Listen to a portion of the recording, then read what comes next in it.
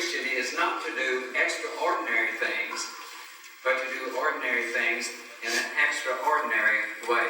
I think that pretty well describes Lewis Cotton. I also moved to the Cumberland Valley newsletter, October-December issue 1995, because I made a report in that particular newsletter of our trip to New Mexico. And so I thought I would renew my memory. I'm not going to read all of that, but I am going to lift excerpts because I want you to know one thing that you may not have known about Lewis. On Wednesday morning, August the 16th, Lewis Cotton and your writer left Shoney's Inn, Lebanon, Tennessee at 4:30 a.m. with our destination Singing in the Clouds at Cloudcroft, New Mexico, the land of enchantment. Lewis Cotton is a traveling professional and can estimate time and distance like no one I have ever traveled with. Equipped with ice chests, snack food, and a variety of grocery items, we enjoyed several interstate picnics as we drove through Texas. Wednesday night lodging, Sweetwater, Texas. Thursday lodging, Artesia, New Mexico. Friday shortly afternoon, we arrived in Cloudcroft, New Mexico. Great singing weekend. Our return was a different route. We crossed through 3 time zones, Eastern, Central, and Mountain. By the time I returned to North Carolina, we had covered 3,340 miles in the round trip, and Lewis Cotton never once used a road map. I thought that was worth sharing. He had, as a professional traveler, he had road maps filed up here. And he could remember interstates. So 3,340 miles and no use of a road map. I thought that was worth sharing. In reminiscing, I recall playing accompaniment for his directing and solo singing in North Carolina, South Carolina, Tennessee, Oklahoma, New Mexico, and Florida. There might have been some others, but those are the ones I remember distinctly. Lewis Cotton was an artist in combining talent, dignity, and humor. You'd have to know him well to know this. At the Oklahoma State Singing Convention some years ago, the pianos used were console pianos. That's in between the shorty and the studio. And it's easily to see over the top of the piano. And Lewis was called to sing a solo. And I set up the introduction. It was not the tempo that he wanted, but with his professional dignity, he never looked at me. He started with a hand and just started lowering it. And as he lowered it, I kept getting the tempo slower. Sounded like an old Victrola running down, you know what I mean? The audience just loved it. Lewis never let on. It didn't appear to him to be anything funny at all. He was just getting the right tempo. Whenever I got to the tempo that pleased him, he gave a slight nod, still with that professional dignity. Then another occasion, both of these incidents in Oklahoma, we met at Garden Grove Baptist Church in Econtuska, Oklahoma.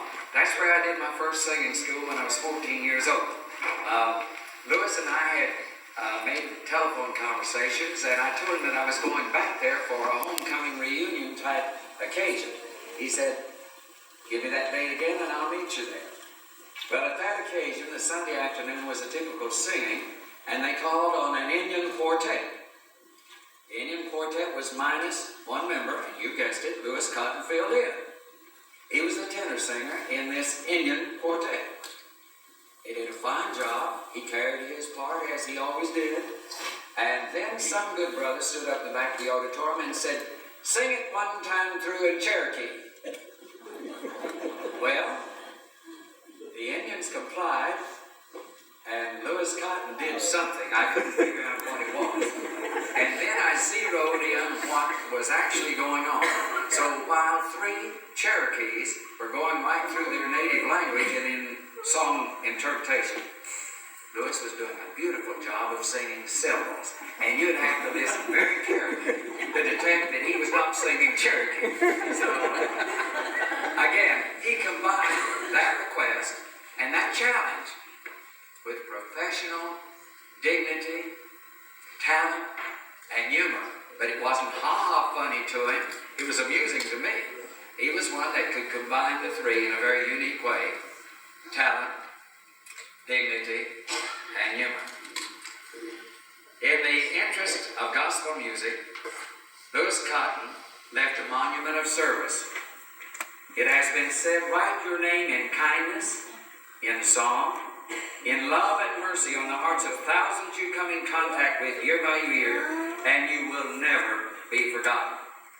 Cumberland Valley Music Company and Cumberland Valley School of Gospel Music continue to be grateful for the life of Louis Cotton and his monument of service. This is a little note that I penned when I started out the door. It came to my mind, and I thought I'll share that because I think it's significant. God gives us memories as a bonus in life that death cannot claim. I'm rich in memories of the beautiful life of my friend Louis Cotton, and I'm sure you are too.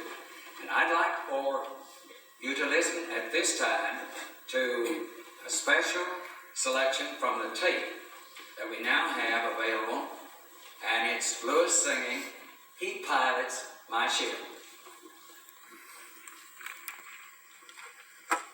Heard a friend of mine say not long ago that we are our memories, and I think that that statement bears one thought. If we were to strip our memories from our personality, there would be nothing left.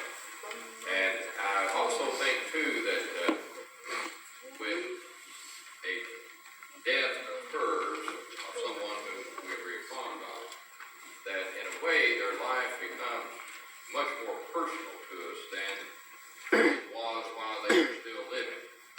Because the memories we have of that person continue to nourish us and to remind us of the contributions that this person made to our lives as well as to the lives of other people.